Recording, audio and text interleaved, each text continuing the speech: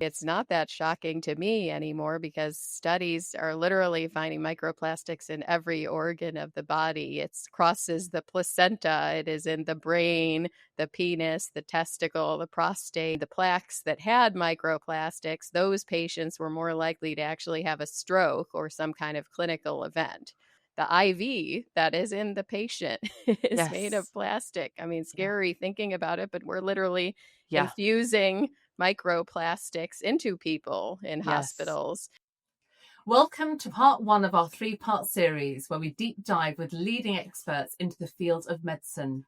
Today, we have the pleasure of being joined by Dr. Stacy Loeb. Let's dive in.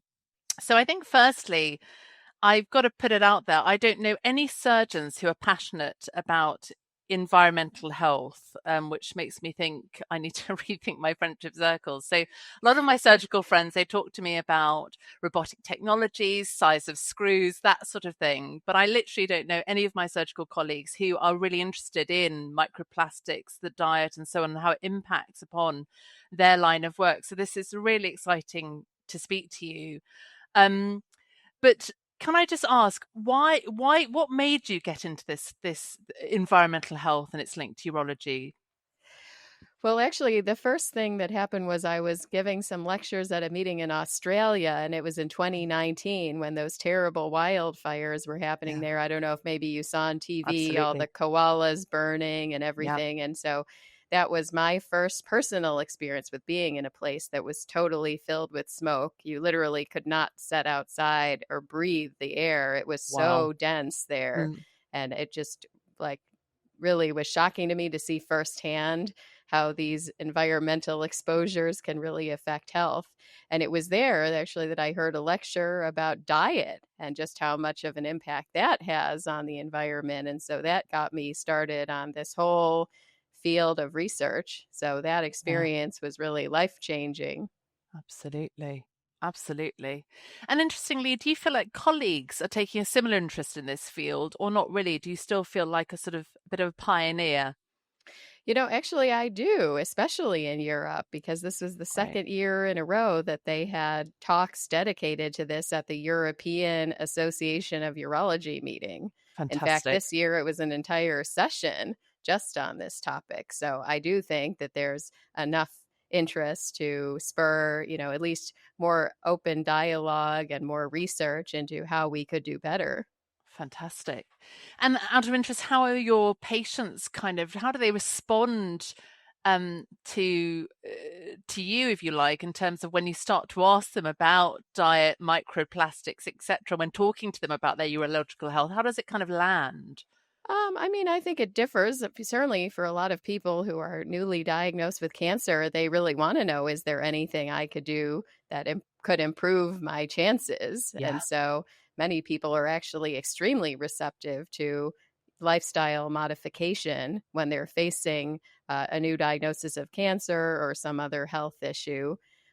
Certainly, of course, I think in terms of environmental impact, for most of our patients, their primary concern is getting the best care. So if Mm, you were to say, well, we should do an ultrasound because it has a lot less environmental impact than a CT scan, they would want to know, like, is that sufficient for me? Is that as good? mm, So I think that it's important for us to make sure that we're not sacrificing the quality of patient care in these conversations.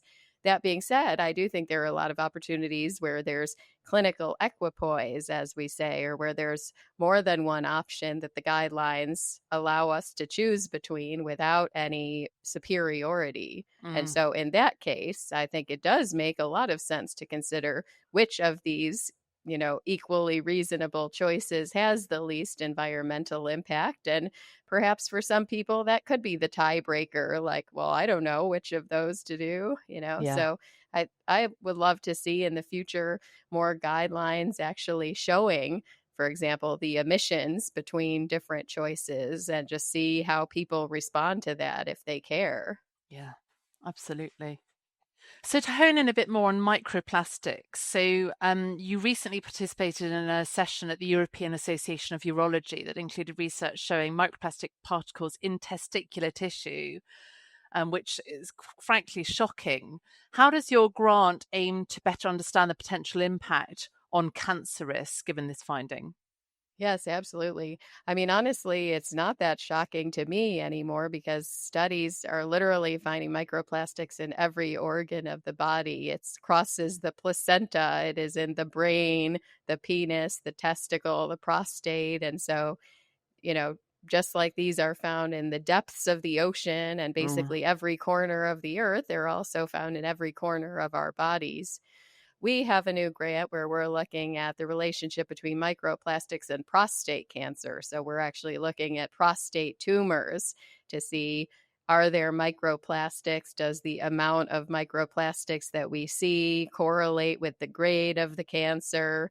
Are there more microplastics in cancer tissue versus benign tissue? So this is all at the very beginning, but it's very exciting because right now there just isn't a lot of research yet as to, the actual health impacts that these are having. Mm. That is to say, we know they're everywhere. What are they actually doing? Mm. And for that line of research, honestly, what was the most motivating to me was this New England Journal of Medicine paper that came out where they looked at carotid plaques. These were people who had carotid endarterectomy or a surgery on their carotid to remove a plaque. And they found that many of those plaques contain microplastics. And the plaques that had microplastics, those patients were more likely to actually have a stroke or some kind of clinical event. So it seemed like Wow. maybe the inflammatory response around the microplastics or whatever had led this to be a more clinically significant plaque than the plaques that didn't have the microplastics. So this was one of the first and biggest studies to really look at health impacts. So I think what we need now is more studies looking at the health impacts for cancer and other conditions. Absolutely.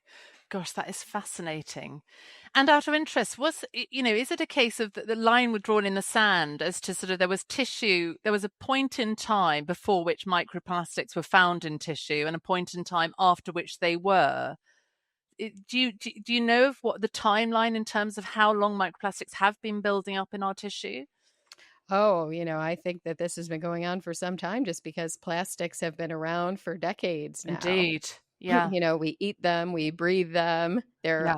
we wear them. Yeah.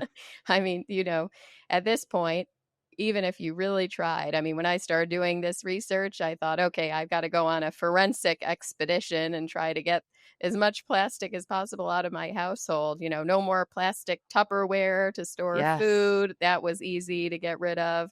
But it is honestly just not possible in the modern environment to have a house that is completely free of plastics, in my opinion. Yeah. And the hospital is full of plastics. I mean, Yeah. the IV that is in the patient is made of Yes. plastic. I mean, Yeah. scary thinking about it, but we're literally Yeah. infusing microplastics into people in Yes. hospitals. So I think a lot of system wide changes would need to be made because at the individual level, it is just impossible to avoid, unless, for example, silicone tubing became much more inexpensive and widely available. I mean, plastic is just a very useful, Yeah. easy material that it Yeah. just can do so many things. So Yeah. to come up with replacements that are cost effective, but let's say we were to just get rid of all the plastic tomorrow, which is absolutely not going to happen, by the way. But let's just say hypothetically we did, we still have a big plastic problem because so much of it is already in the universe. And so it's in the oceans and it is degrading over years. And Mm. so we're still going to be exposed. The fish are still going to be eating all the old plastic, even if Mm. no more plastic came into the ocean, for Mm. example. So Mm. unfortunately, we have a real long-term problem that's going to require a lot of different solutions to try to fix. Absolutely.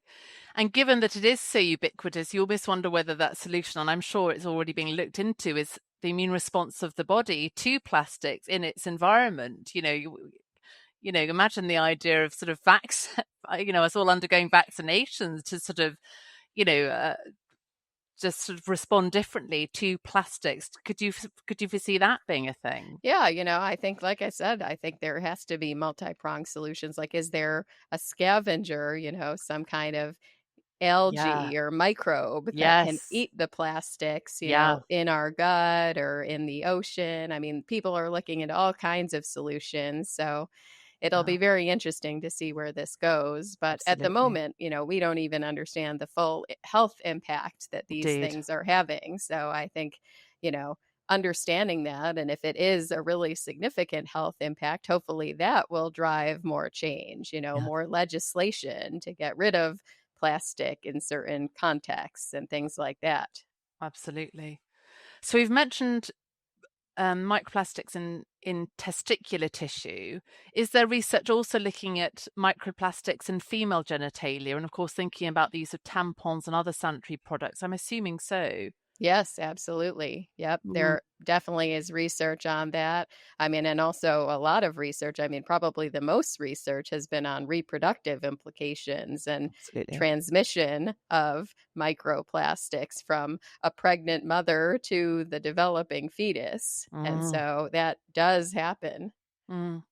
Do you feel like there is similar prongs of sort of research? Do you feel that, women's health and men's health are on For a par? sure. Yes. Fantastic. Excellent. So one isn't being sacrificed over the other. They're No, both not being at all. I mean, at our fantastic. hospital, this is actually the Plastics Institute is really actually kind of run out of pediatrics because Wow. the goal is really to look at the life cycle all the way from, a developing fetus being exposed up through, a children's life. That wraps up part one of our series. Thanks for listening.